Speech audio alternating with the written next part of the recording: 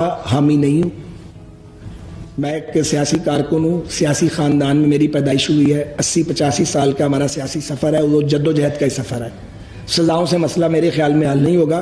ہو سکتا ہے میری اس رائے سے لوگ اختلاف کریں, میری جماعت میں بھی کریں, ہمارے حامی بھی کریں. یہ تو غلطی کا اعتراف ہے اور ایک دوسرے کو معاف کرنے کی بات ہے, کیونکہ ہمیں ماننا پڑے گا کہ ہم نے یہ غلطی کی ہے. اور اگر ہم سزاؤں کے معاملے میں چلے جائیں گے تو ہم ملک کو مزید برباد کر دیں گے.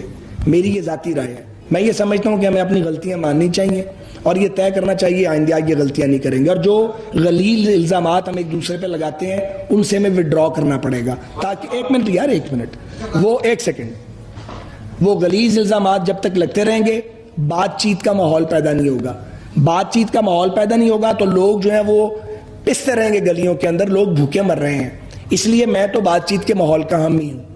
میں تو یہ نہیں سمجھتا کہ ہم پوائنٹ آف نو ریٹرن پہ پہنچ جائیں اور کہیں کہ ہم اب ایک دوسرے کی شکل نہیں دیکھیں گے. جتنا مرضی ناپسند ہے ہمیں ایک دوسرے کی شکل, اور جتنی مرضی تلخی ہے ایک دوسرے کے ساتھ, راستہ بات چیت سے نکلے گا.